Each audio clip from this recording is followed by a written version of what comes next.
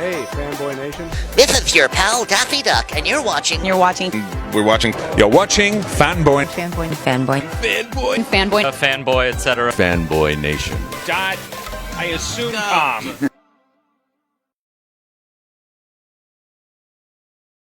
We are sitting here talking about something that is very near and dear to my heart because, you know, when I think of early 2000s racism against Middle Eastern people, I think comedy. And especially, you know, having faced it myself, you know, we got to make fun of it a little bit. So Mona Shalabi and then Pam Brady, how are you today? Good, thanks. Good, How are RC. you? How are you? I am great. I was like, woohoo, we get to relive tragedy one more time. With number one, Happy Family USA. Congratulations. Fun show. I always think it's interesting because people forget that a lot of Middle Eastern people look like me. They forget that we look like this in the Levant. So, you know, I like to poke fun at things because, you know, Mona's complexion obviously isn't like mine, and I have friends and relatives that look like Mona that go, "Oh, you don't understand how bad it is because, you know, I get all this racism." I was like, "You don't know how bad it is because I get it from both sides with my own people talking about me in my own language that don't realize who we are." But listen, what was the catalyst of like, 9/11, now this is the time to start cracking jokes in the Northeast 25 years later? Well, sort of the origins of the show really go back to Rami and his Hulu show when he did a flashback episode when he was a kid. And he sort of had this dream that he was like sort of sitting at the kitchen table with Osama bin Laden. And he realized like some of the ideas he wanted to explore really were explored more efficiently or in a funnier way with animation. So it really was just like, exploring sort of what his childhood was like, you know, the idea that like it's scary growing up and then it's like triply scary when the world like treats you like a suspect. And sort of that, those were the origins of the show. It wasn't like deliberately, it was all based in character. It was all, yeah. Right. But we got to tease a little bit because, you know, not everyone's going to have a sense of humor about this. And then they're like, how do they make a show like this? And, you know, we need a little bit of the background. Yeah, for sure. Yeah.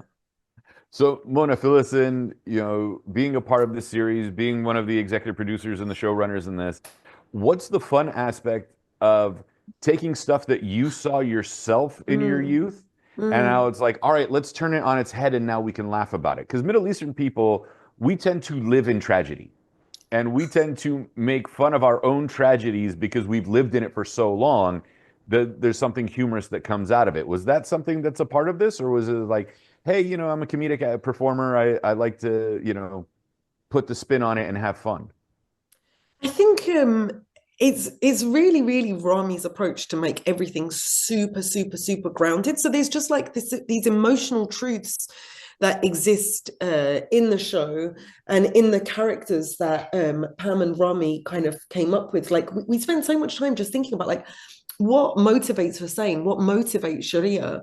And then from there I think you can have so much fun.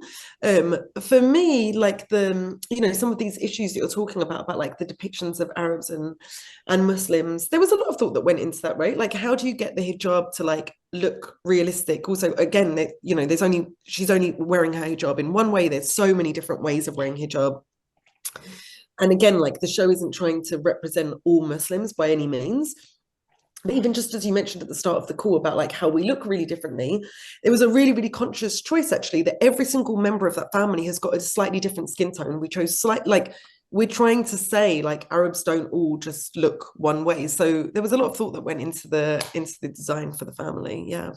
Right. And what people don't know is that Rami is supposed to be a part of this interview, but he's Egyptian, so he'll be here in 2.5 hours because you know, they never show up on time. Yeah.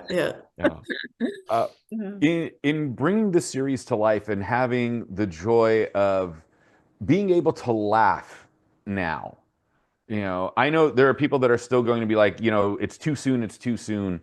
And I understand that, but in order to get past certain things or to make it more relatable, we do need to have a sense of humor where we can open the dialogue. And I feel that comedy is allowing us to open that dialogue. Like, I'm not Muslim, but I can relate because, you know, being Christian, we get lumped in with the Muslim population because, like, oh, you're the other from there. In finding that balance between the communities, how do we now have reconciliation through comedy? That is a tough one. RC, Yeah. we've landed on the eternal question. But I do think that comedy sort of lowers. I got a minute and a half, Pam. Come on, let's go. No, comedy brings people together. Go, Mona.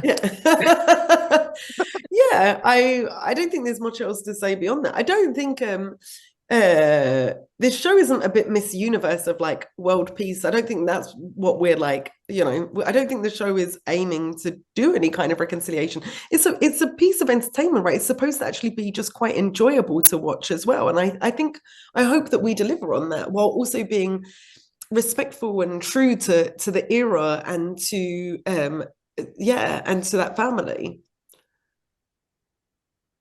I wish we had more time, but I know, unfortunately, we got to cut this short. Number one, Happy Family USA, April 17th, Prime Video. Congratulations. Next time we'll do this in person and we'll crack some more jokes. That sounds good. Thank you, RC. Thank Thanks, you. RC. Okay.